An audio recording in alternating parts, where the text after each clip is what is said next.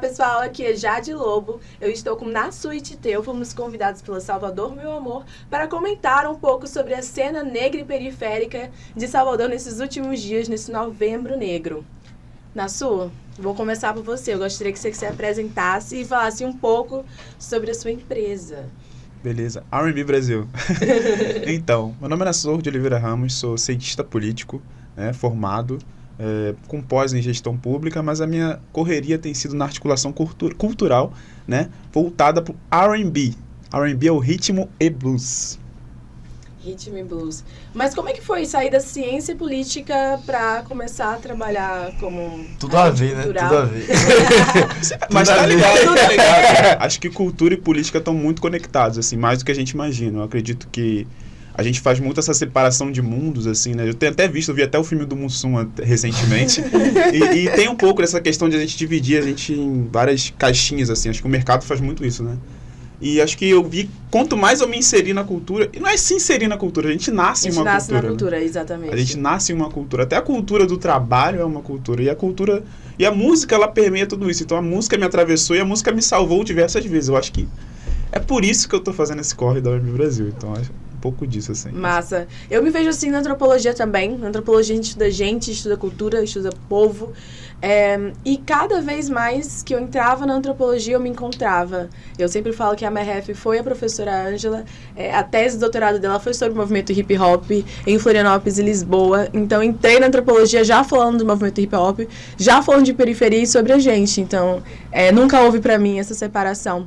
Mas é interessante, porque tem essa expectativa de que quando os profissionais negros, indígenas, periféricos cheguem e alcancem determinado patamar, eles parem de falar de si mesmos. Comecem a falar, por exemplo, de coisas relacionadas ao que se espera disso, né? O que a branquitude espera dessas esferinhas. E que a gente performe isso também, que a gente tire o boné, tire a corrente, né? Tire o óculos e a nossa forma de vestir. E pensando nisso, Titeu, você é professor. Como é que é essa relação pra você? Então, salve, salve, rapaziada, todo mundo que tá acompanhando a gente aí. Meu nome é Matheus Passos, mas sou mais conhecido como Titeu. Tenho 22 anos. Sou formado em História pela Universidade Federal da Bahia, aqui em Salvador mesmo. Sou cria de Lauro de Freitas, região metropolitana. E eu já trabalho com educação há alguns anos, né? Já tenho um tempo trabalhando com educação. Mas foi nesse ano de 2023 que eu virei professor de fato de sala de aula, de ter uma turma e tal. E é uma experiência bem interessante. Tem um choque muito grande, né? Tem um choque muito grande primeiro pela idade também, né? Eu fui professor de turmas de 9º ano. E não são pessoas tão distantes assim de mim, né? A maioria dos meus alunos tinha 15 anos, tinha alguns de 16, tinha um de 17. Meu aluno de 17 anos, Lucas, salve Lucas, se saiu ele na rua parece que é meu amigo. Se saiu aí Lucas parece que é meu parceiro e é meu aluno, né? Então é algo que causa um choque assim. Aí, fora isso, a questão da roupa. Todo dia que eu chegava na sala de aula, os meninos lá ficavam, pô, professor, eu quero me vestir igual a você, assim, eu quero criar essa identificação, né, de ter um estilo que eles também curtem, que eles acham massa, a relação com o rap, com o hip hop. Então, eu me sinto muito próximo a eles, tanto que eu quase nunca ficava na sala dos professores. Eu sempre, até no intervalo, eu preferia estar com eles no intervalo, no recreio, do que estar com os professores, porque eu me via muito mais próximo dos meus alunos, das vivências deles e tudo mais, do que dos professores, né? Que normalmente a gente sabe que vem de um outro lugar, vem de um outro espaço, assume, como você falou, uma outra roupagem, porque muita gente acredita que esse espaço da ciência tá fechado para uma certa estética, né, do professor, que tem que ser aquela pessoa que transparece seriedade, né, arrumadinho, engomadinho, sem muita personalidade, né, sempre sem aquela piada de que o professor, quando sai da escola, ele vai para um armário, tranca o professor no armário, e aí ele só sai do armário quando ele vai dar aula no dia seguinte, né, mas eu consegui mostrar, né, que não é assim que funciona e não tem que ser assim, né. Não tem que haver esse distanciamento do professor e da pessoa. Eu acho que tudo é importante, a gente conhecer a trajetória da pessoa e ver como isso dialoga com o trabalho dela, né? Eu acho isso importante. Não, assim, eu trabalho com cultura afro-brasileira indígena. Os primeiros estágios que eu fiz foi na graduação. E eu lembro que eu trabalhava numa escola de periferia em Florianópolis, super afastada. E era no contraturno, para as crianças terem o que fazer e a gente continuar cumprindo isso. E uma das minhas metodologias era justamente enaltecer a própria cultura das crianças que estavam naquela comunidade, porque muitas pessoas pensam que trabalhar com cultura negra e indígena na escola é fazer uma pesquisa por fora e trazer para a escola. Não, essas crianças, elas são mestres em sua própria cultura, e a gente precisa enaltecer isso e retirar isso do lugar da marginalização, do ruim, né? E criar esse processo de identificação com o aluno é super importante. Eu lembro que também no mestrado, nas primeiras aulas, eu trouxe o Djonga, uma música do Djonga. Mas eu percebi uma resistência em determinados alunos que não pertenciam a essa cultura de, tipo, pensar, ela é professora mesmo? Sabe? Por que ela tá colocando isso? Eu não entendo isso como ciência. Sim. E eu acho que é um dos motivos da gente estar aqui hoje, né? Perceber o quão rica é a nossa cultura e o quão ela mexe com todos os setores, né? Seja econômico, político. O novembro é um mês político, estamos aqui. E nós tivemos o Afropunk, Salvador Capital Afro, vários eventos, né? Nós estamos vivendo ainda vários eventos. E como é que vocês percebem que esses eventos mudaram a cena? O que é que aconteceu na cena, na sua?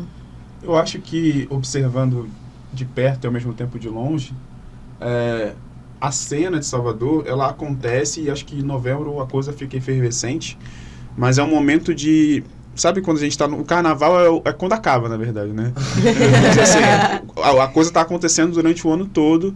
Eu acho que não que a gente vive em função de novembro, mas novembro é uma oportunidade que muita gente... muito em 2020 teve um fato muito triste nos Estados Unidos que mobilizou uma série de manifestações pelo Brasil todo, mundo todo, né? Tomou assim a atenção do mundo todo. E a pauta racial de lá para cá ganhou um pouco mais de evidência. Enfim, várias empresas, várias iniciativas tomaram, providências sobre isso. Mas isso não tira o espaço de oportunidade que aquilo é.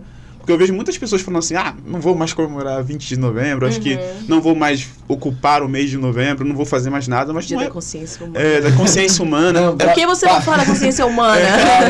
Parêntese, esse ano eu não vi ninguém postando a frase do Morgan. Eu acho que é uma vitória isso aí. Muito obrigado. Máximo respeito. É máximo respeitinho, pô. Eu não vi nenhum lugar. Pô, a nossa bolha apertou, né?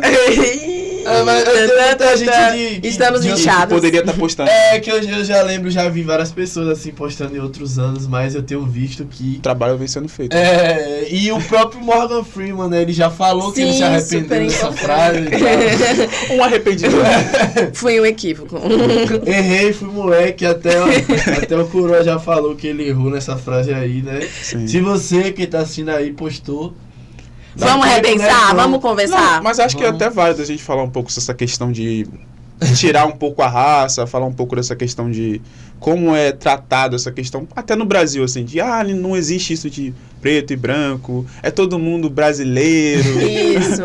Eu acho que a gente precisa falar sobre isso e lembrar que isso tem a ver com a formação histórica do nosso país. O nosso país teve políticas de embranquecimento de sua população e higienização das cidades, marginalização das pessoas que estavam ali, das pessoas pretas, indígenas.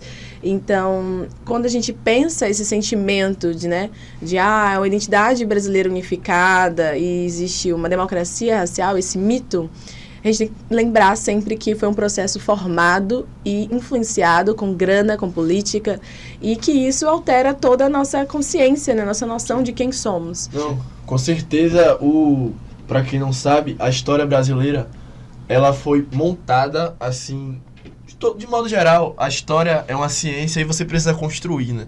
A história não tá dada. Mas a gente chegou um momento que sentou para acordar como contaria a história do Brasil. Isso aconteceu durante o segundo reinado, né, o período de Dom Pedro II.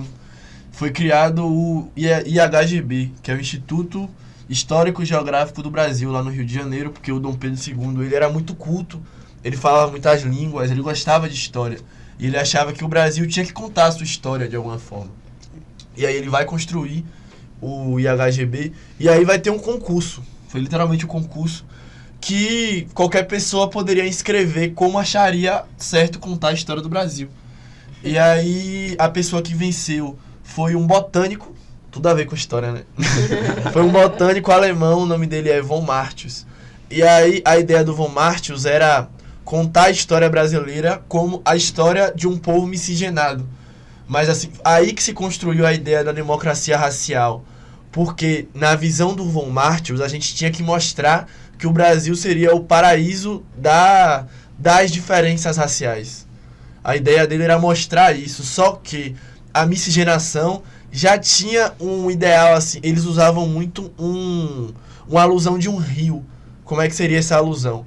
O sangue branco, o povo branco europeu, seria o rio principal. E aí o sangue indígena e o sangue negro seriam os rios afluentes. A ideia era você usar os brancos para diluir os negros da nossa sociedade. Então você incorporava o negro e o indígena para tentar fazer eles ficarem menos negros e menos indígenas. Porque eles achavam que com essa mistura os brancos iam ser muito mais superiores à cultura, tudo, até a pele, né? Acharam que essa miscigenação ia fazer com que existissem muito mais brancos, que ao longo do tempo os negros e indígenas iam sumir com essa miscigenação. Deu errado, olha a gente aqui. Formou pardos, formou muitos pardos, mas nós estamos aqui com bastante consciência e frisando sobre a necessidade de pensar esse dia da consciência negra. Mas como é que vocês acompanharam esse debate político nessa semana? Assim, vocês sentiram que os movimentos culturais ele trouxe parte dessa questão mais política? Você acha que... Como é que vocês sentiram a cena? Eu acho... Não vai lá. Eu acho que a questão política teve presente, né? Mas eu acho que existe também... Eu gosto muito de quebrar essas barreiras que existem entre as manifestações culturais e manifestações políticas. Uhum. Acho que enfim, a gente vem vivenciando um período bem complicado, né, na questão de segurança pública em Salvador. Então, Isso. a gente tirar um tempo para se afirmar culturalmente e realmente organizar nossas pautas culturais e ter esse respaldo, mesmo que não o ideal ainda, né, do setor público para essas iniciativas acontecerem, e ter um espaço maior do que só o dia 20, acho que o mês todo continua acontecendo iniciativas, então tem sido bem legal, bem interessante, acho que vem atraindo, é importante pensar economicamente, é importante pensar em como as pessoas pretas e pessoas periféricas vão estar inseridas no mercado de trabalho, nessa economia de cultura, né? Não falar economia de cultura, mas pensar, né, em como expressar e se sustentar disso, né? Então é importante ver tudo isso acontecendo. A gente teve várias agendas no Pelourinho, a gente teve desde o início de novembro uma agenda específica, né, para esse mês. Então eu vejo várias palestras também. De fora, isso. Estados Unidos também vieram conversar e se aquilombar aqui. Sim. Foi muito... O Liberato que teve. Exatamente, rolou. O Liberato que rolou também. Foi um marco também, acho que tem muitas coisas... Minha né? presidenta Erika Hilson Tava aqui, né? Não tolerarei. Jamais tolerarei. No dia que eu tiver aquela dicção ali, pai, ninguém me segura. Esqueça, não. Tá maluco, tolerarei é uma demais. palavra muito difícil de falar. Não, e o massa é que ela é um dos melhores exemplos daquilo que a gente começou a falar, né?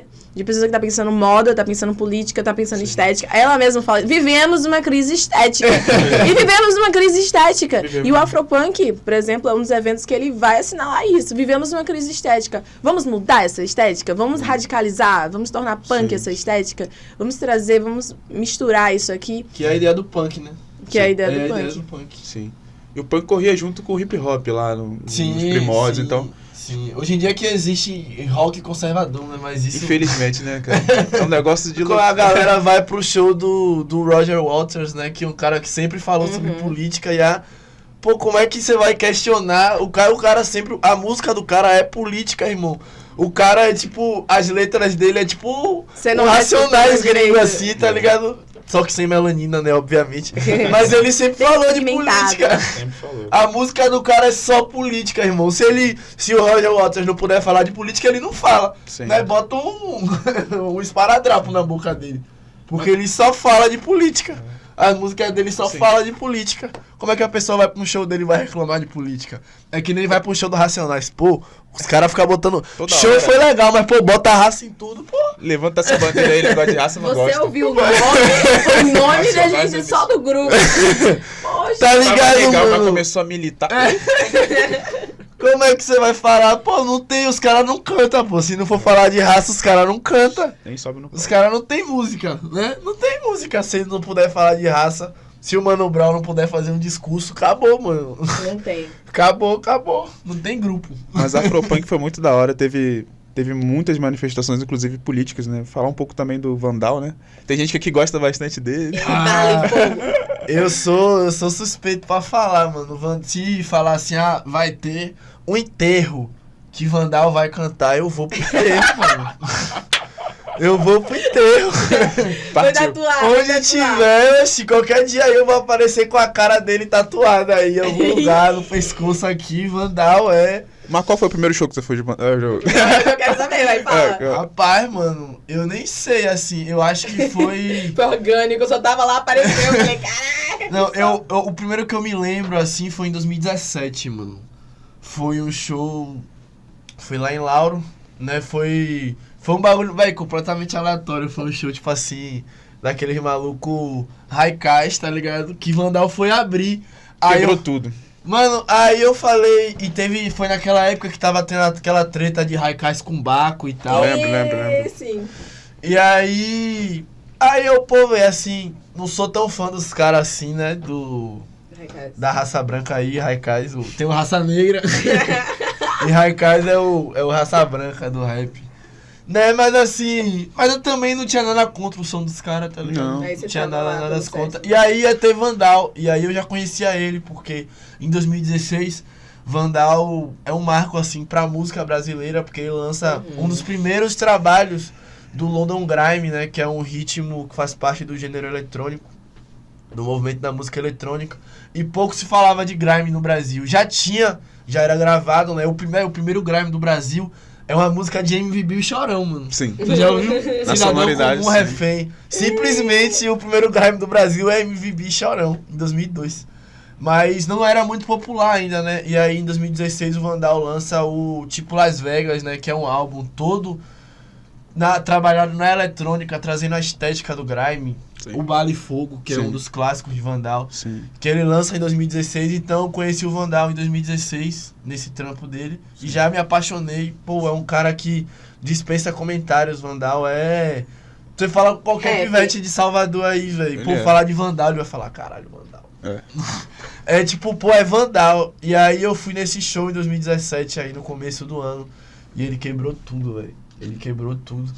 E em 2017 teve o que pra mim talvez seja a música de rap mais importante da cena de Salvador, que é a música Vida Real, o nome da música. Que Vida Real vai ter o Vandal, tem o Ravi Lobo, que é um cara relíquia da cena de Salvador. Sim. Salve Ravi, que é, pô, relíquia, o gangue. Relíquia, Ravi Lobo. Tem Marconi Tafari, que é um dos primeiros malucos do trap do Brasil, velho. Tafari fazia trap em 2009. Ei, vamos conversar sobre isso. A gente tem aqui um baiano sudestino e eu quero saber, o trap nasceu no Sudeste ou nasceu em Salvador, ou nasceu na Bahia? É difícil falar assim onde nasceu, né? Porque sempre vai ter alguém que fazia há muito tempo. Exato. Mas eu conheci o trap há muito tempo. Eu conheci o trap na minha rua, né? O maluco lá da rua, MC Zidane. Zidane começou a fazer trap em 2012, né? E até antes disso, mas antes ele falava que eles chamavam de rap gringo. Na época eu chamava rap gringo, os caras falavam rap gringo. Mas aí em 2012 ele começou a falar, não, isso aqui é trap. Ele começou a falar, isso aqui é trap, e aí em 2014 Zidane lançou um álbum, que o nome é Trap. Como sigla, o trabalho é Trabalho, Respeito, Atitude e Poder, Trap. E é um dos primeiros álbuns, assim, de trap que a gente tem no Brasil, é esse trabalho de Zidane, e foi um cara que eu via cantar na minha rua, assim, no carnaval, velho. Foi a primeira vez que eu vi o rap no carnaval. Zidane em cima do trio cantando rap. Eu só ouvi assim, eu nem reconheci ele primeiro, eu só ouvi, eu falei, oxe, rap no carnaval? Aí eu fui lá ver, aí eu fui na rua pra ver, e era ele lá cantando em cima do trio, eu fiquei maravilhado, eu falei, pô, velho, pô, maluco, é máximo respeito. Bravo. E ele puxando mesmo, pouca gente assim ainda na época, rap ainda era música de maluco, né? Bons tempos. Música de maluco. Eu gosto disso, de pensar de bons tempos, porque quando a gente pensa como o trap nasceu nos Estados Unidos, pelo menos quando nasceu lá, foi como um certo tipo de contracultura e um distanciamento do rap que tava no mainstream, né? Sim. E hoje a gente tem drill e outros gêneros que vão surgindo Detroit, sempre pra... jazz. Mas assim, Exatamente. eu falo assim desse lugar de cultura periférica, como você trouxe, ele sai dos Estados Unidos e ganha o Brasil. Eu acho que é como experiências orgânicas periféricas, elas vão nascer, não vai dar pra saber de onde saiu primeiro. Exatamente. Eu acho que essa coisa é muito de patentear e falar, eu fiz primeiro, é coisa de capitalismo. Assim, vamos lucrar. Assim, quando a coisa tá acontecendo enquanto fenômeno orgânico periférico, ela vai... de mapear, É difícil mapear. Rafa Moreira também é um cara que é muito rap. E o Rafa é amigo e tem música tanto com o Tafari como com o Zidane. Ele sempre Porque fala ele tá ligado na música mesmo, na cultura, né? Exatamente. E ele fala, não, pô, eu sou um dos pioneiros, mas esses caras aqui de Salvador que não tem tanta visibilidade quanto eu tive. Zidane e Tafari, ele fala, não, são caras que são pioneiros do trap também, pô, os caras estão há muito tempo aí. E não, pô, tanto faz quem foi a primeira pessoa a fazer, tá ligado? Mas eu acho que o que pega também... importante é saber que todo mundo tava lá no Sudeste, aqui em Salvador já tinha várias pessoas se movimentando nesse sentido. O que acontece é que na hora da divisão de lucro, tem até uma galera, né? Exatamente. Não acontece essa proporcionalidade.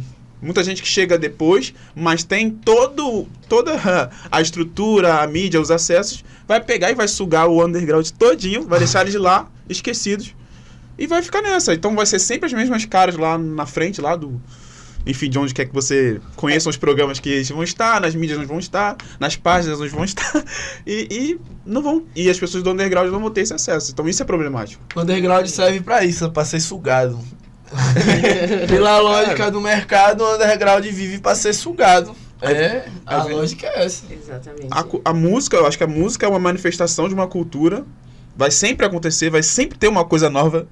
Nunca vai parar. E quando tiver cultura periférica, vai sair música nova muito boa, mas o mercado vai absorver, vai colocar na prateleira aquelas pessoas que eles querem, e o underground vai ter que ficar se reinventando, e isso gera uma frustração, isso gera uma raiva. Sim. Mas é sobre isso que eu quero frisar, né? Isso gera uma raiva, gera uma frustração, gera inovação também, querendo ou não, né? É esse o fluxo.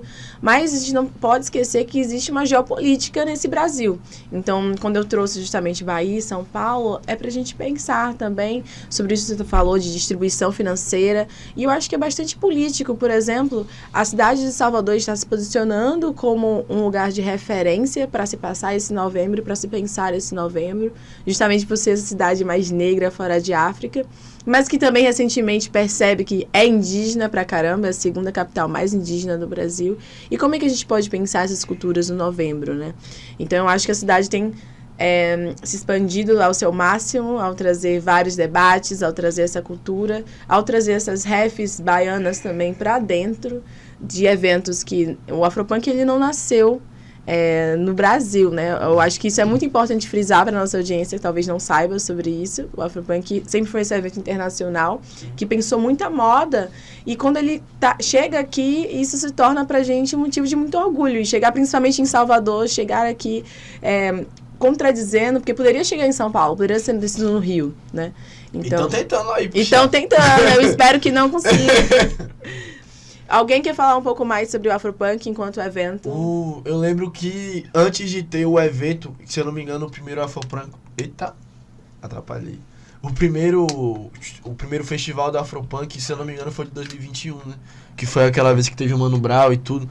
Mas antes disso, teve no Carnaval de 2020, no Carnaval pré-pandêmico, teve um trio que teve o apoio do Afropunk, que teve o Mano Brown e a Afrocidade no circuito aqui da Barra Ondina, aqui em Salvador. Então, pô, a Afropunk é muito importante, mas acho bom a gente pensar também em outros eventos que já tinham antes, como a Baticu, né? A Baticu... Nossa, não tem como não falar de Baticu. E teve antes, no pré do Afropunk, na sexta-feira. Teve, na sexta-feira teve a Baticu.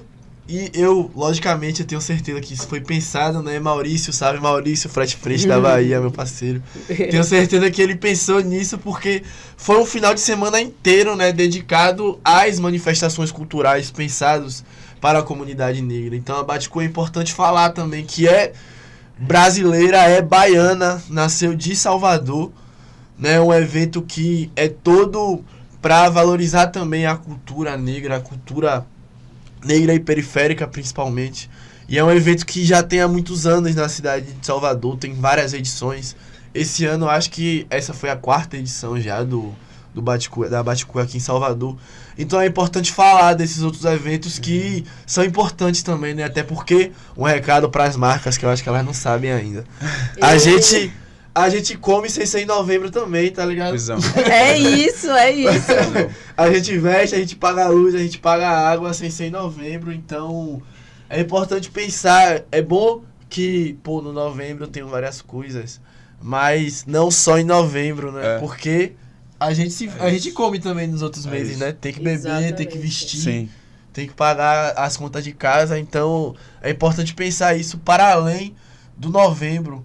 Exato. E pensar também numa questão territorial, porque eu vi muita gente, eu não tô assim dentro na parte de produção e tal, não participo desses eventos como produtor e artista, né, que eu não sou artista, mas eu vi muita gente falando sobre o apagamento das figuras locais, né, nesses eventos, de como faltou, principalmente parte de produção da galera de Salvador nesses eventos. Que a gente não teve esse é um tanto. bom debate, pensando em todos os eventos, eu acho que não só em novembro, mas existe, de novo, nessa geopolítica, essa necessidade de muitas pessoas, personalidades baianas, terem que sair para o Sudeste e fazer o nome lá fora, ou até para o exterior, para depois serem reconhecidas aqui dentro e serem chamadas, né? E isso é muito cruel, isso é muito perverso, a gente não quer sair de nosso território, a maioria de nós não quer sair daqui, né? Pela história, pela tradição, pelas belezas também, porque isso aqui é lindo pra caramba. E é muito Quem cruel quer a gente... morar em São Paulo sem praia? Eu não quero! Por favor, me contratem pra ficar aqui. Eu quero ficar aqui. Pro final de semana, não chegar aí na praia de Itapuã ali, na praia de Pitanga lá em Lauro. Não tem como, né? Gamboa. Pelo amor de Deus. No Porto da Barra, pular ali da ponte do Morro da Barra. Não tem como, né? Não quero ir pra São Paulo ficar passando frio naquele céu feio que tem lá, não, pelo amor de Deus. E isso movimentou a economia, né? Sim. Então, por exemplo, as pessoas saíram do Afropunk, mas não foi só Afropunk, não foi só a Baticu, não foi só Afropunk. Tinha uma galera diferente aqui, graças a Deus. Assim, tipo, o Afropunk, por exemplo, você deu o exemplo da Baticu, que já é estudada fora, acho que a Baticu já transcendeu o espaço da festa, virou um movimento estético. Exatamente. Assim como Eles foram pra Europa, Sim. teve turnê da Baticu na Europa, Sim. Maurício tocou em vários países lá. já é uma levaram a referência, Baticu pra assim, fora. consolidada, assim, tal qual o Afropunk de frente, Sim. assim, né? Eles conversam, assim, de igual Sim. para igual. E trazer o Afropunk, que é essa marca, né, que acho que a Baticu já acontece em São Paulo também. Acontece em no vários Brasil lugares. todo.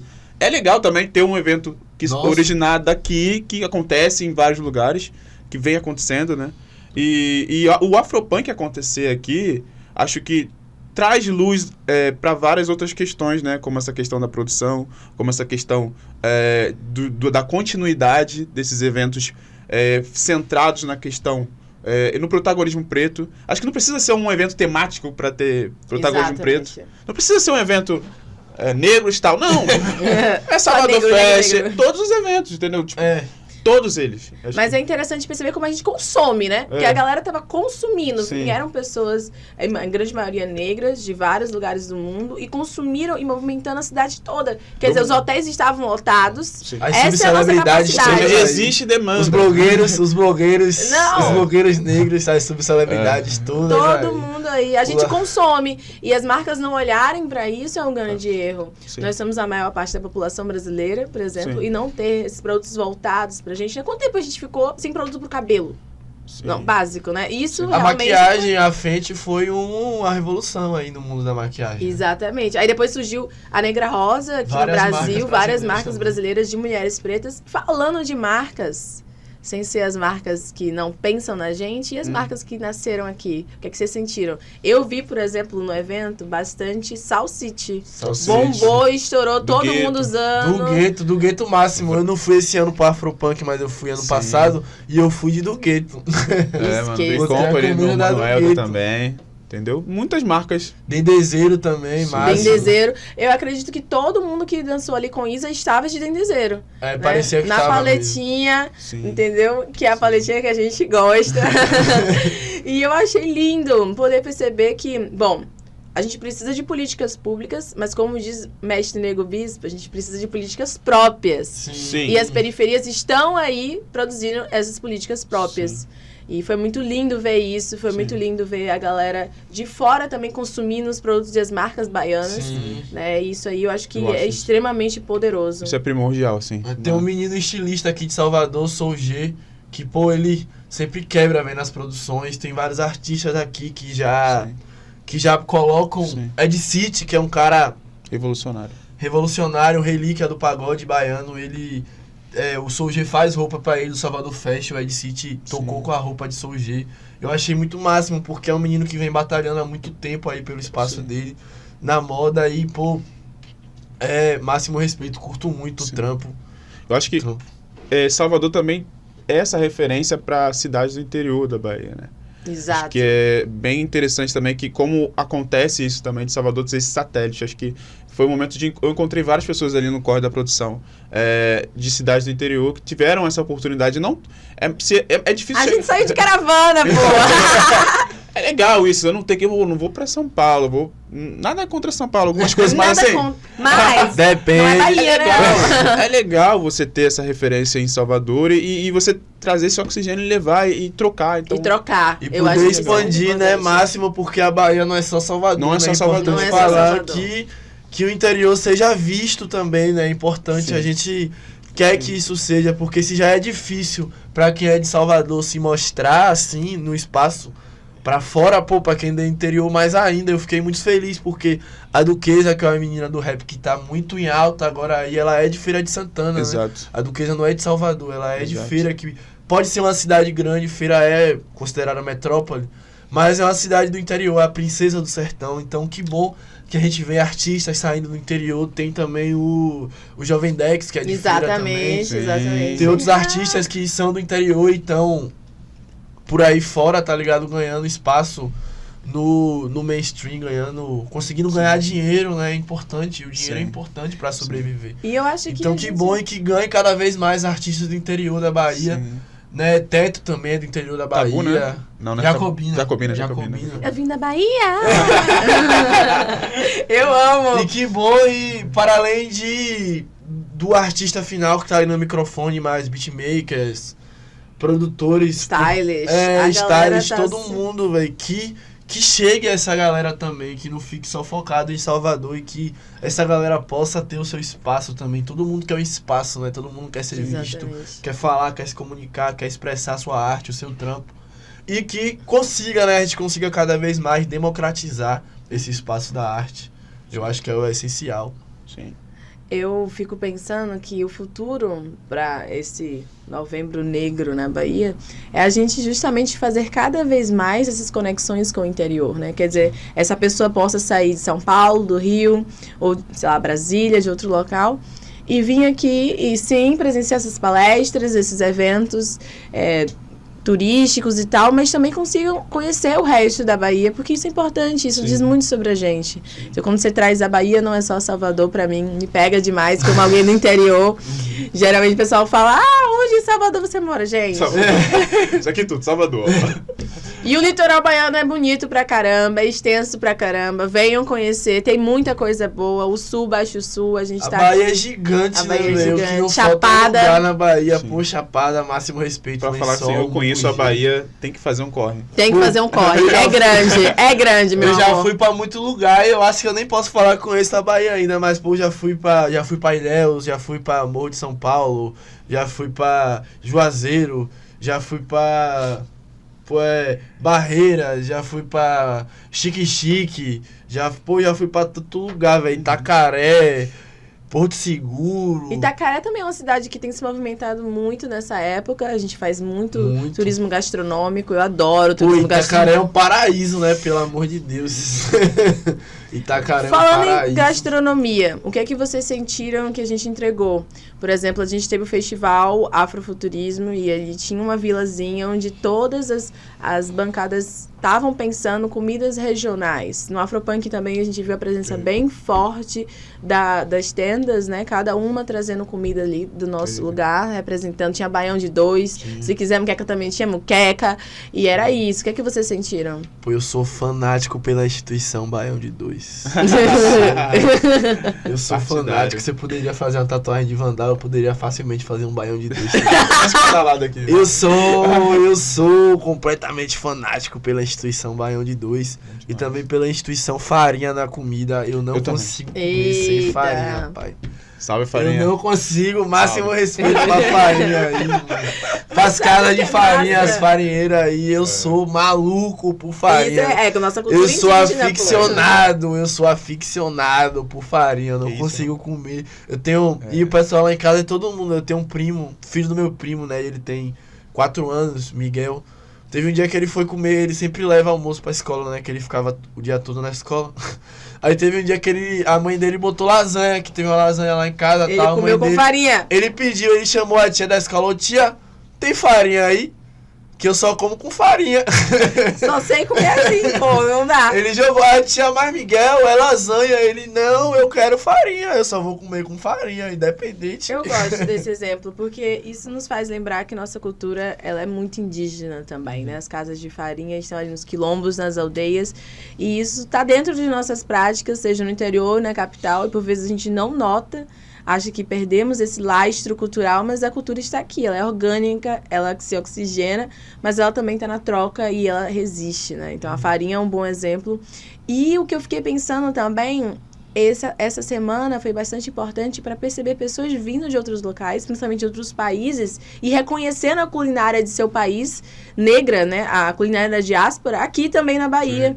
Isso é incrível, né? A pessoa, nossa, isso aqui parece com outra comida que eu como lá no Haiti, né? É igual, a estética é parecida, os ingredientes são parecidos. E isso diz sobre essa conexão transatlântica que a gente tem. Jamaica, tem muita coisa de comida jamaicana, que é uma culinária que é próxima, né? A culinária que a gente tem aqui na Bahia, pelo menos. A gente vê que tem correspondências em vários lugares, em decorrência de todos os processos de migração, seja a migração forçada pela escravidão, o tráfico, ou migrações menos específicas, assim, né, de pessoas, mais específicas, na verdade, de pessoas que resolveram migrar para o Brasil. Você vê que a culinária brasileira tem muita influência de muita coisa, de muitos povos, de muitas etnias, e como é rica, né? Eu tenho um amigo, Anderson é o nome dele. Ele é chefe, ele é lá de Lauro, ele rodou o mundo com a capoeira. Ele era da capoeira, ele rodou o mundo com a capoeira. E aí nessas vivências dele, ele já era um cara de cozinhar muito e tal. Ele começou a se especializar nessa parada da comida e ele aprendeu muitas técnicas culinárias de onde ele viajou.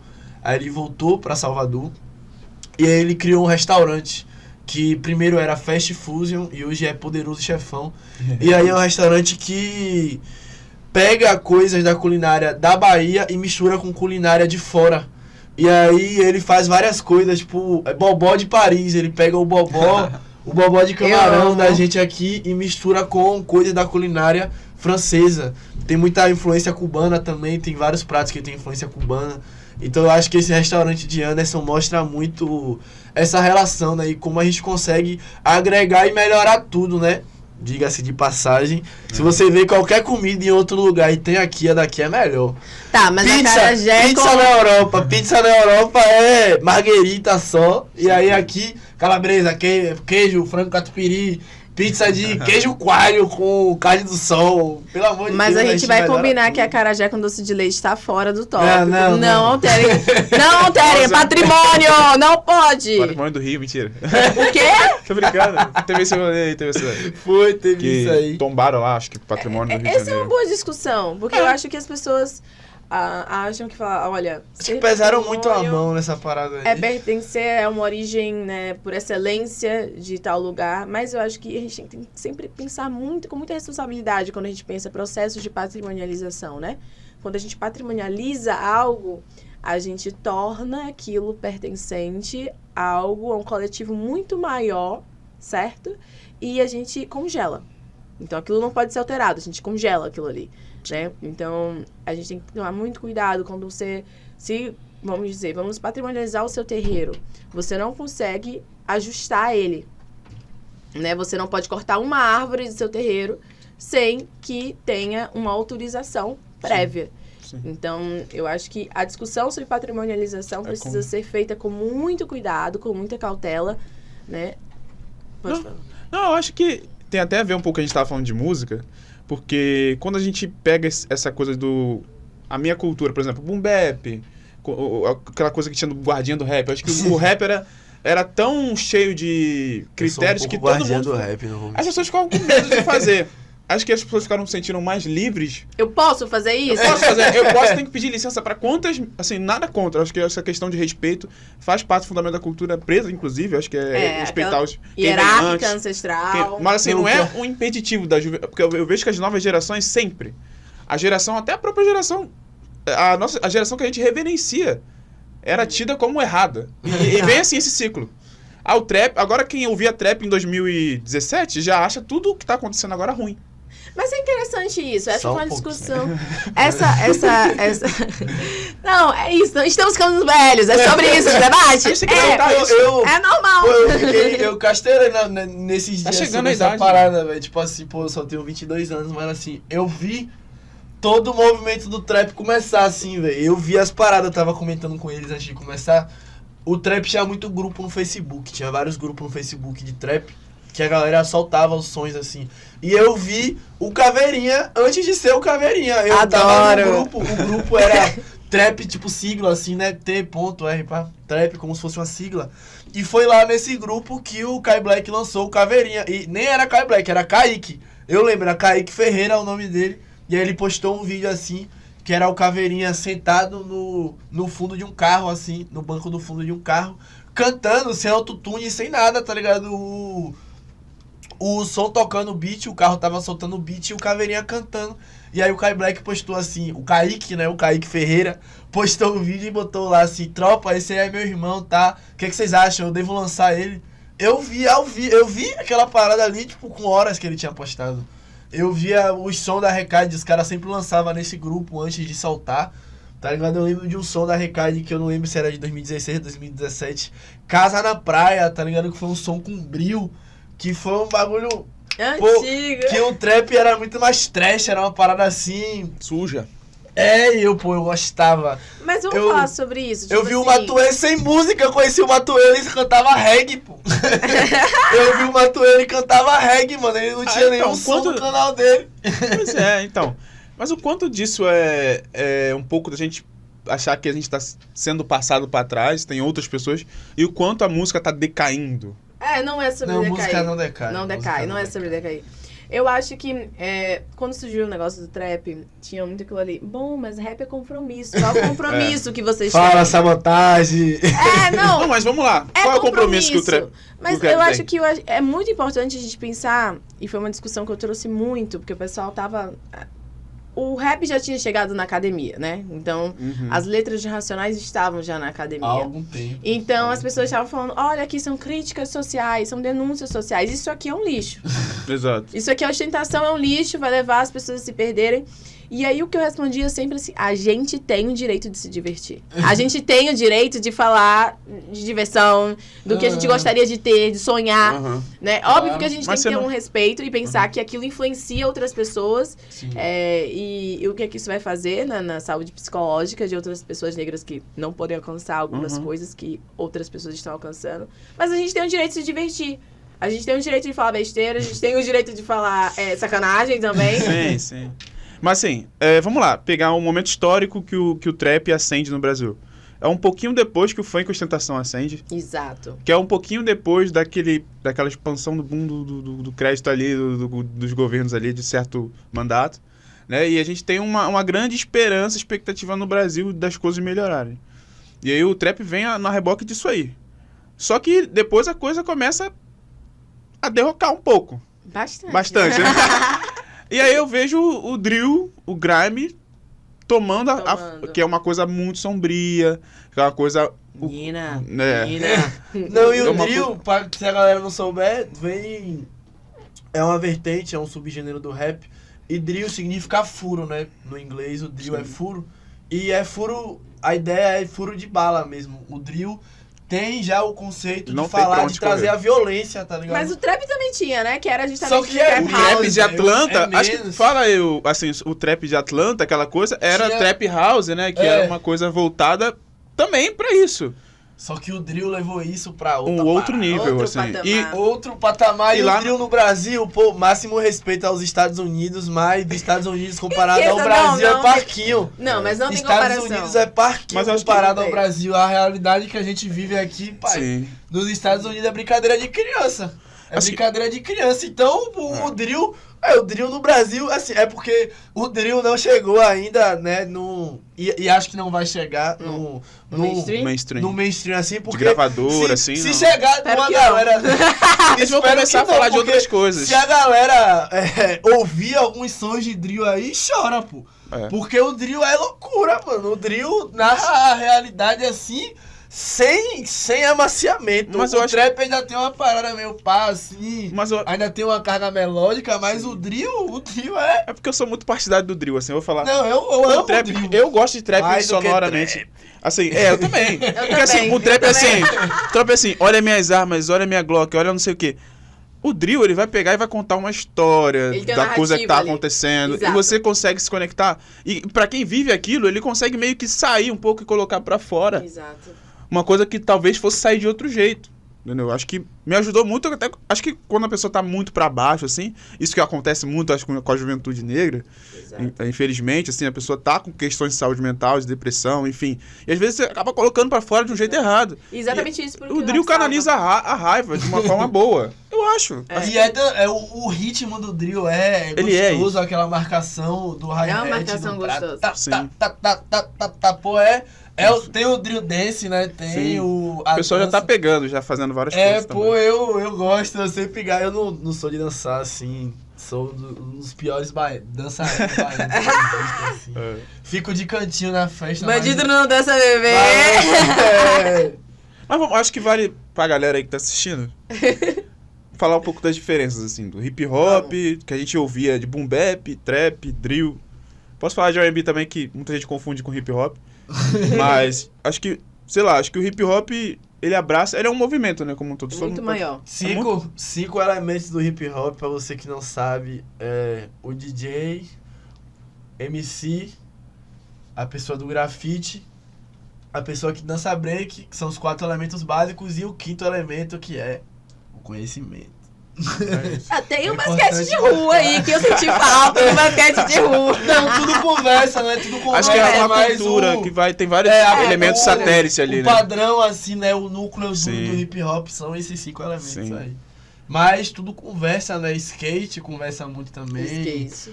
Boxe sempre conversou muito com hip hop, várias paradas, mas a base, né? Você acha que trap dá pra falar assim, trap, porque o movimento hip hop e o trap é um movimento à parte? Não. Eu não acho que é Não a dá parte. pra- Muitas eu vezes fico- falam que é a parte. Inclusive, lança evento rap. Rap e trap. E trap. Pô, é o mesmo que me matar, velho. É o mesmo que me matar. Isso aí, pra mim, é o mesmo que me matar. Dá pra velho. falar que funk é rap brasileiro? Vou Não, começar a soltar não, várias. não. Vou soltar várias agora. Ó, eu acho Conversa que com o movimento conversa hip hop. demais. Conversa. Conversa super.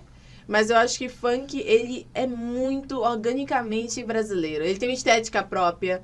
E Ele é isso. grande demais, Ele pô. é O funk grande é muito demais. grande pra ficar dentro É de imenso, qualquer né? coisa. Eu acho. O funk é muito grande. É uma conversa própria. Tem a cultura periférica, se a gente fosse desenhar. Pronto, Cultura melhorou. periférica, e a gente tem lá o hip várias hop. coisas. E o hip hop, a gente pode dizer que ele, se a gente fosse desenhar um círculo, ele tem uma parte que tá fora da cultura periférica. Tem sim. Tem. E talvez o trap esteja um pouco fora também. E cada Eu vez acho. mais fora, saindo.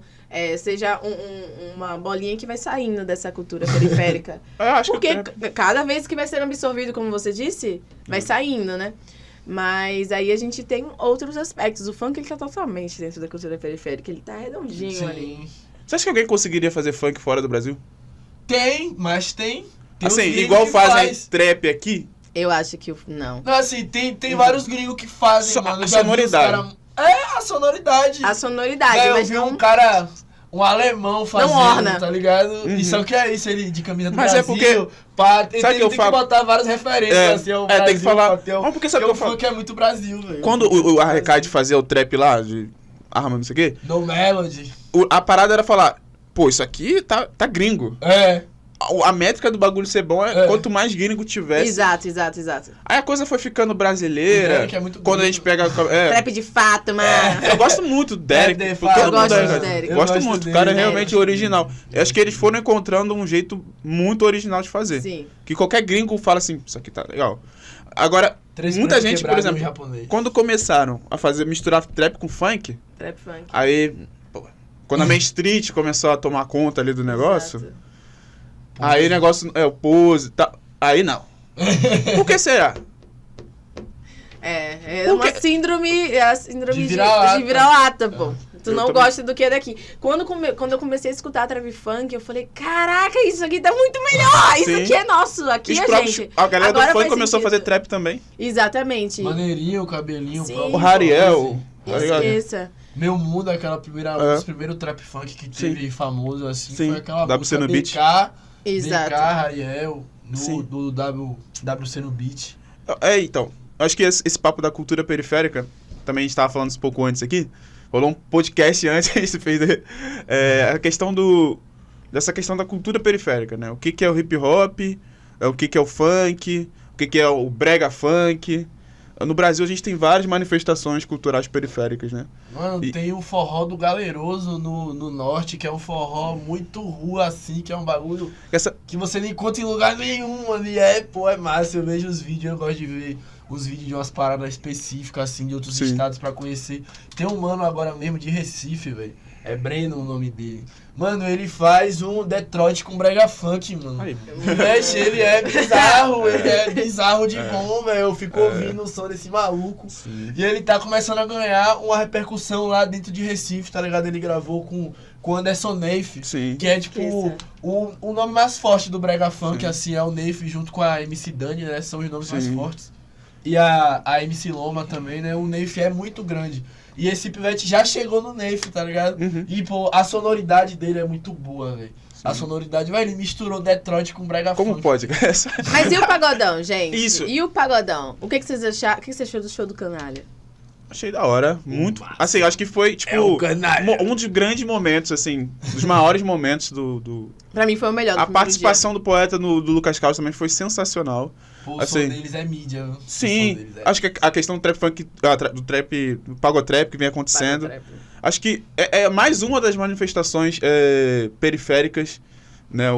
E essa questão, eu não vou falar urbano periférico, porque essa questão, quando a gente fala de hip hop, a gente fala de música urbana, que a música, quando a gente pensa no periférico, a gente tá pensando no urbano, né? No contexto urbano. Mas tem Isso. muita sonoridade que entra na conversa que não necessariamente tá nesse lugar. O Exatamente. pagode é muito tambor, né? Muita tambor. influência da macumba. O pagode é um Exato. ritmo quase que totalmente de percussão, né? A gente vê e cada vez mais você vê a adição de instrumentos melódicos e harmônicos, mas o pagode raiz mesmo é um bagulho muito percussão. Exato. É uma parada que lembra muito a sonoridade das religiões de matriz africana. O né? funk, na verdade, também, Funk né? também, É uma Macumbeia. aceleração de Tamborzão, ritmo. tamborzão. O tamborzão, Sim. mas o pagode é muito isso, e a gente vê cada vez mais a relação mesmo do pagode com o hip hop. Que sempre, se o funk teve esse preconceito, o pagode também teve durante muito tempo.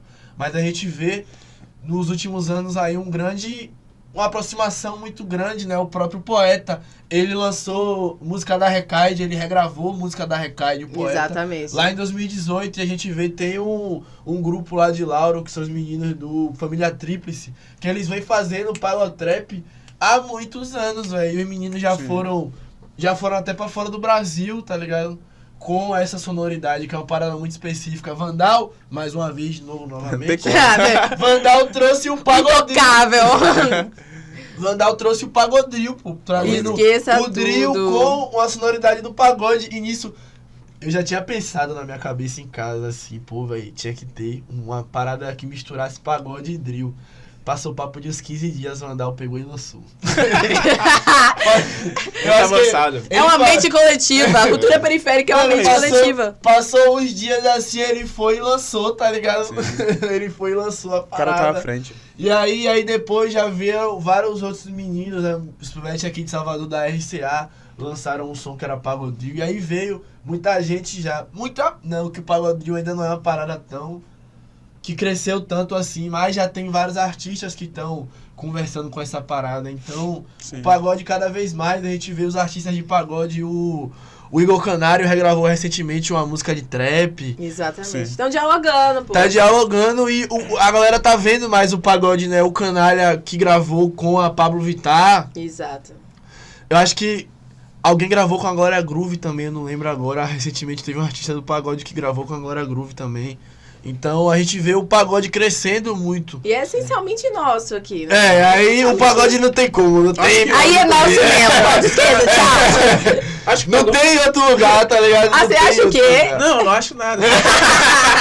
Não. Botou pra grupo, você acha o quê? Vai tomar até isso, Vem sendo Regina. legitimado. Vem sendo legitimado, porque o pagode sempre foi grande, né? Exatamente. Bateu muito. Não, aqui Mas, ao em mesmo Salvador é pagode, acabou. Não, é grande, mas eu lembro, por exemplo, ano passado no Afropunk, quando teve... as pessoas ficaram muito emocionadas. De, pô, a gente tá aqui junto com os outros gêneros. Legal. Então, eu acho que tem uma marcação importante aqui também, porque é colocado meio como de fora, né? Sim. E muita gente que também é de periferia, mas não é daqui, né? Apesar de conhecer o pagodão, mas não tem essa Não ligação consome, não emocional. consome. Exatamente. Que a gente tem. A gente tem uma ligação emocional com o pagodão. Que talvez, por exemplo, no contexto do Rio de Janeiro, seja muito mais com o funk. A gente também tem essa ligação emocional, mas essa memória afetiva de você estar na favela e estar ouvindo é o quê? É a rocha. É o É pagodão. Entendeu? Assim. Pô, eu era um dos maiores fãs do Ed City quando era criança, velho. Eu pintava minha cara de branco, que na época ele era do Fantasmão. E aí ele se apresentava, oxe, eu lembro que era pequenininho assim, velho. A maioria das minhas tias são professoras também, né? Aí minha tia era diretora de um colégio estadual grande, perto lá de casa, que sempre tinha festa lá. E aí teve uma festa no carnaval. E aí eu fui igual os caras do Fantasmão, velho. Pintei metade da minha cara de branco, joguei um saião, que eles só ficavam de saia. Tipo, um saia, quer dizer, eu não lembro se eu cheguei a botar saia. Mas a cara eu lembro que eu pintei, a cara tava pintada, eu tirei a camisa. Eu gostava muito quando eu comecei a saber sobre a história de vida dele. Que foi um cara que saiu do tráfico, tá ligado? Eu era criança, eu falei, pô, velho. Que máximo, que maluco brabo. E aí a música dele, com conceito renovado, andará a nossa nação. Sou filho de preto, quero respeito. Quem mora no gueto não é ladrão. Lançou! No dia que eu sentar com ele pra trocar uma ideia, eu tenho certeza que eu vou chorar. Gente, mas aí tá outra pergunta polêmica. Vocês acham que a sofrência entraria num evento tipo Afropunk? Deveria, Deveria, tinha né? que ter, Acho que velho. conversa. Tinha que ter, tá maluco? Pô, Conversa. domingo assim de noite, Cadê de seu certeza namoro, uma rocha. moça? Um Pablo estralando, um Silvano Salles das antigas, Tairone Cigano. Faltou, né? Eu acho que falta. Tem que ter, E tem velho, que ter. cê é maluco. Eu ouvi muito isso, né? Nesses eventos que teve essa semana. Tipo, pô, a gente queria também um pouco dessa rap nossa, porque os eventos estavam, querendo ou não, por vezes lotados de pessoas de fora, eram pessoas pretas periféricas, mas a gente precisa ter cada vez mais essa troca com a galera daqui. E a galera quer colar, né? A gente quer colar. É sobre a gente também. Mas tem uma coisa que é uma crítica que um rapper aí, tal de Baco, falava, né?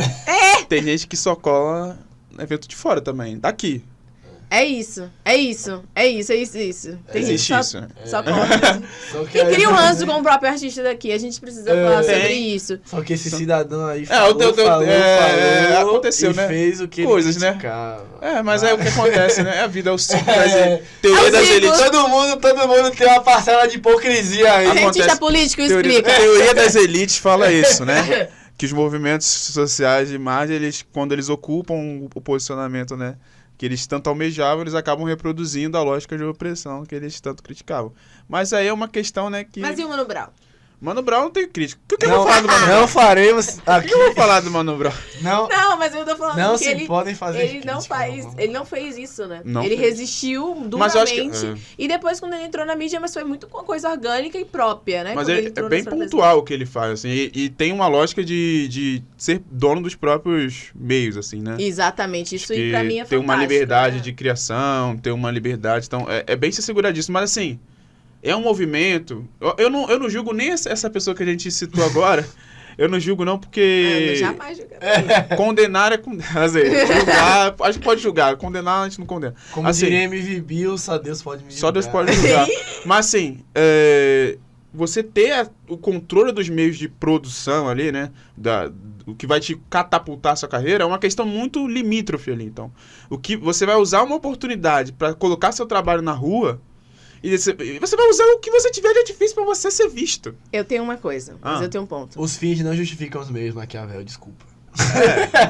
Tá, mas eu Não, mas tenho... que fiz, né? Que fins, pois é. Mas eu tenho uma Nem- coisa com relação a isso. Se fosse difícil, fala. Racionais teria o mesmo impacto se tivesse surgido na Bahia? Com a metodologia que eles tiveram? Com certeza não. Com certeza não. E isso é uma coisa que eu acho que a gente precisa trazer aqui, né? Porque eu acho que Fantasmão teria uma mesma força pra ter... Vou falar aqui, hein? Fantasmão teria a mesma força de impacto do que Racionais. Assim, em conteúdo lírico, conteúdo do que eles falam, do que eles fazem, tem o mesmo potencial. Tem o mesmo potencial. Tem. Só que a gente veio como essa parada não ganhou tanta força assim, né? Eu sempre falei, até não só no meio da música, mas a intelectualidade. Por exemplo, Jamila Ribeiro. Na época que Jamila Ribeiro surgiu, foram várias... Não, mas eu acho que a gente precisa pensar... É uma conversa meio chata, Precisamos falar sobre mas a gente Jamila precisa Ribeiro. falar sobre isso. Na época, né, tinham várias feministas negras no Facebook, nesses grupos, né? A gente se reuniu muito em grupos do Facebook. 2015. Era uma prática... era prática... grupos de transição capilar e o 16, caramba 20, quase. Até 2019, Tudo assim. aconteceu ali. Era Até o nosso 2019 momento era ali, forte nosso no grupo pequeno Facebook. quilombo online. Nós tínhamos tiveram várias outras intelectuais interessantes junto do lado dela, mas eu fiquei pensando, se ela não tivesse as oportunidades que ela teve dentro das secretarias e não sei o que, em São Paulo, se ela fosse no contexto baiano, não teria, filho. Não teria. E isso é muito triste, Por isso eu acho muito importante a gente estar pensando esse movimento negro, esse novembro negro na Bahia, mas eu acho que existe uma questão que precisamos cada vez mais sublinhar, é como esses eventos estão acontecendo, quem são essas pessoas de fora que estão sendo convidadas e como a gente projeta as nossas potências também. Porque a gente precisa projetar nossas potências, e se a gente não faz isso, eles não vão fazer pra gente. Não. Não vão. Acho que rola muito essa coisa de se validar aqui em Salvador. Vim em Salvador pra sentir energia, não sei o quê. Ai, a Meca Negra, não tem racismo. Sim, sabe? Salvador continua nos próximos meses, continua tudo que vocês falaram, só que é um espaço, acho que todos esses espaços aí que vem a galera de fora, acho que é trocar, mas levar coisas, trazer, não só vir aqui e tirar, Exato. sugar, igual fazer com o underground, sugar e levar pra lá, sugar a estética, sugar produção intelectual, sugar toda Exato. e quando chegar a hora de colocar Sim. nas oportunidades. Na hora da plata. Porque eu não conheço, gente. A gente tem galera de cacife pra estar nas palestras lá também, Sim. né? E fazer os eventos lá também e fazer essa troca de uma forma mais orgânica, né? O Norte e o Nordeste, eles são essas periferias do Brasil, sim, né? E cada vez mais os nossos artistas que saem daqui saem a duras custas, saem com a saúde mental, inclusive, muito, muito abalada.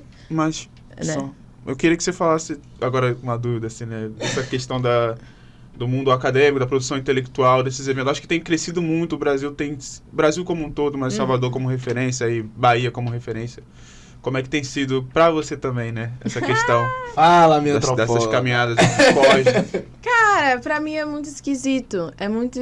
A palavra é esquisito porque eu sinto cada vez mais que não só eu, mas meus pares, as minhas pares, né? A gente tá produzindo muita ciência aqui no Brasil, na Bahia, mas não é reconhecido, né? É o mesmo jogo, querendo ou não, né? Que da música, só que talvez bem pior, porque a academia não dá status. A academia é um título, né? O doutorado é um título, mas quando você é preto, quando você é periférico, quando você é indígena, mesmo tendo esse título, isso não te blinda de racismo, não te blinda de ser tratado como sujeito, como cliente nos espaços.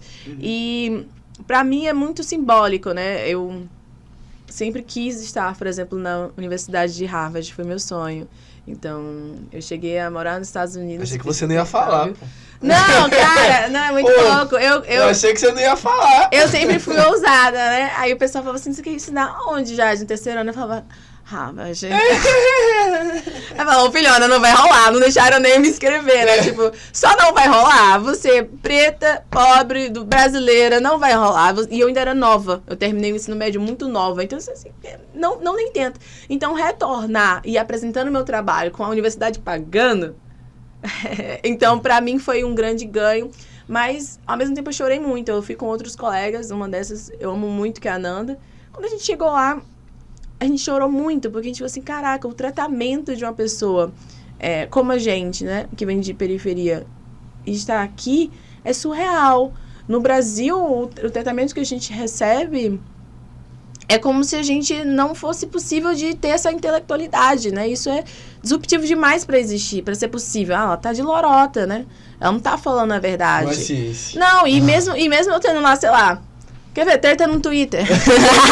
Pô, você gosta. Não, gosta. Eu adoro, eu sou Twitter, é isso, pelo certo.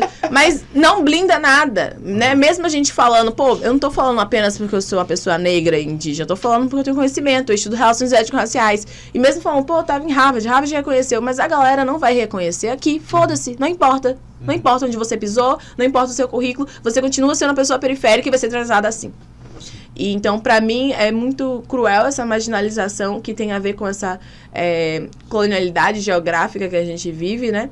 Mas dentro do Brasil, ele enfrenta de novo, que é a questão de ser uma pessoa intelectual do interior, né? Que não está conversando, dialogando com seus pares, muitas vezes, né? A internet está aí, mas também não cumpre tudo.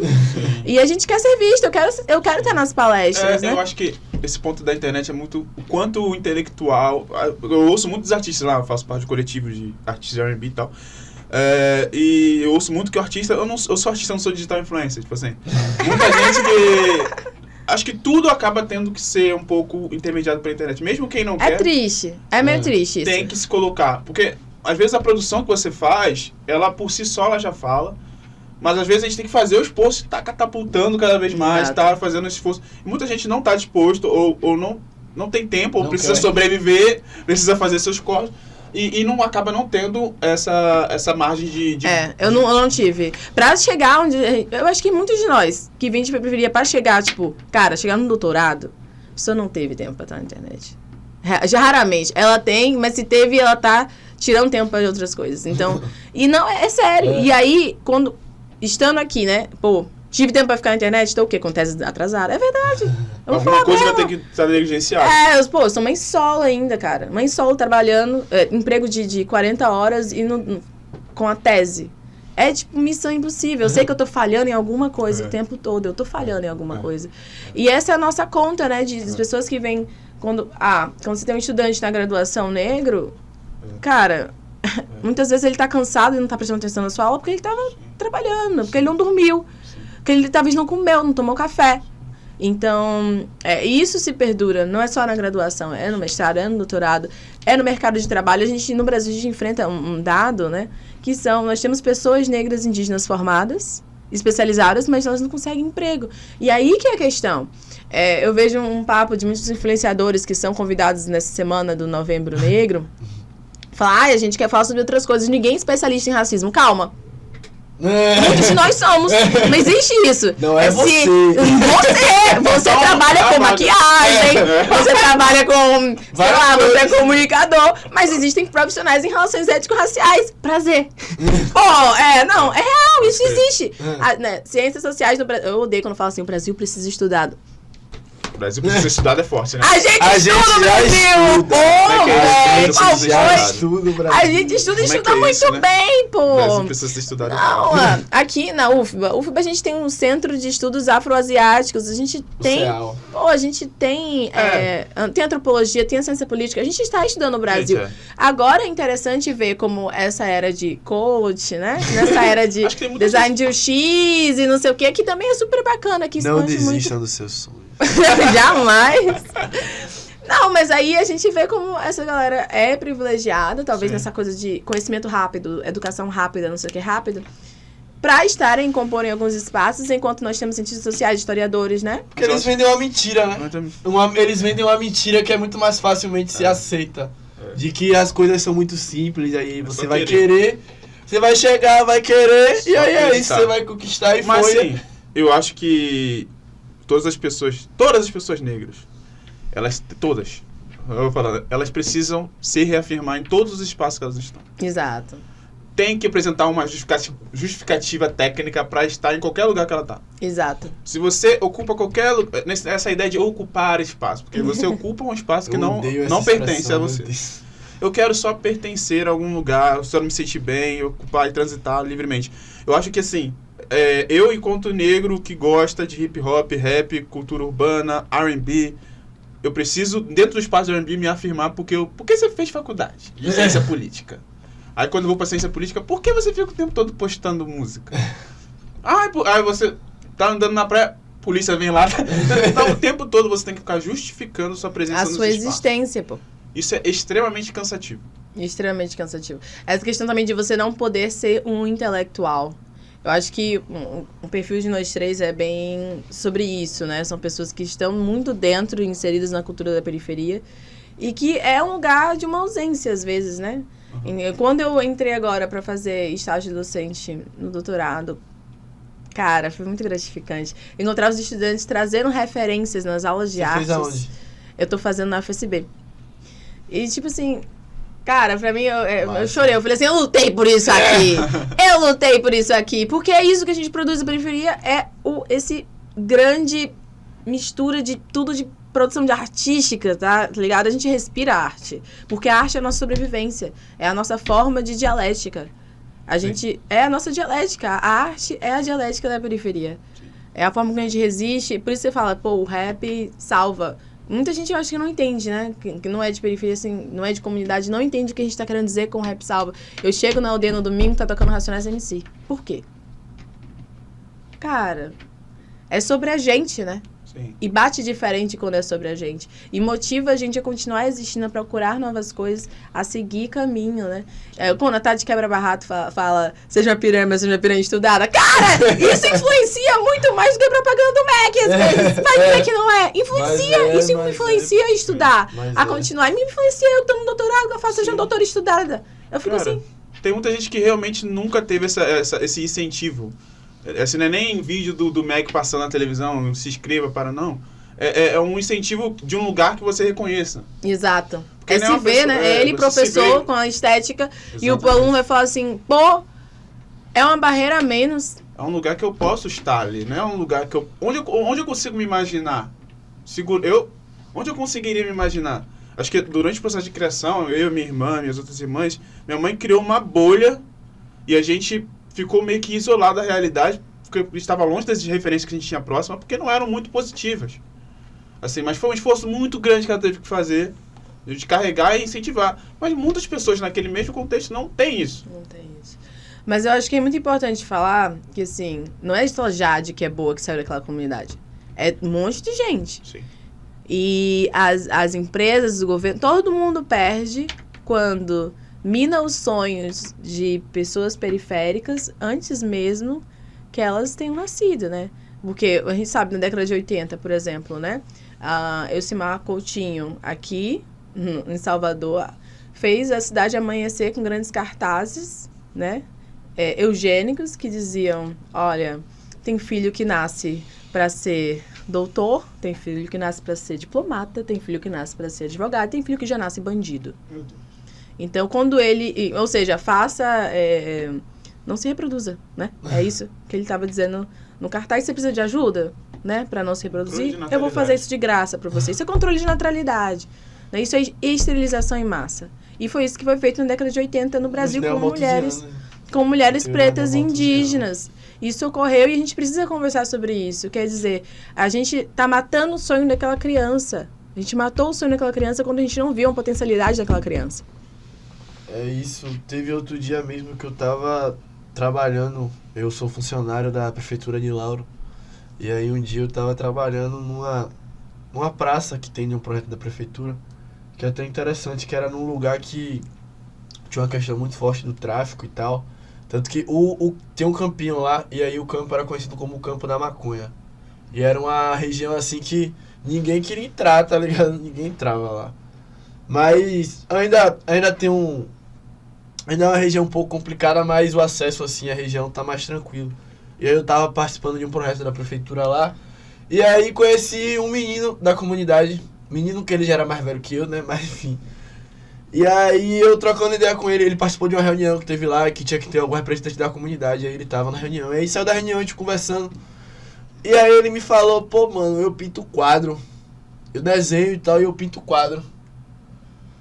Aí eu, pô, massa, mano, não sei o que. Ele me mostrou a foto assim, velho, era um quadro incrível, tá ligado? Uhum. Era um quadro incrível. E tipo, o que é que ele faz de trampo? Ele vende geladinho na rua, tá ligado? E é isso. E o pivete, tipo, era muito bom, velho. Ele era muito bom. E todo mundo perde, a sociedade perde em não conhecer a existência dele, sabe? E quando as empresas, então, a gente fala assim, precisamos de medidas pela equidade racial, étnico-racial, pela equidade de gênero. Não é um favor, não, gato. É sobre você também. É sobre como você também, enquanto empresa, perde em não conhecer outras potencialidades. Né? Todo mundo perde quando a gente mata o sonho de uma criança periférica. Sim. Vamos indo para o encerramento, então? A gente fala alguma coisa de algum... Corta.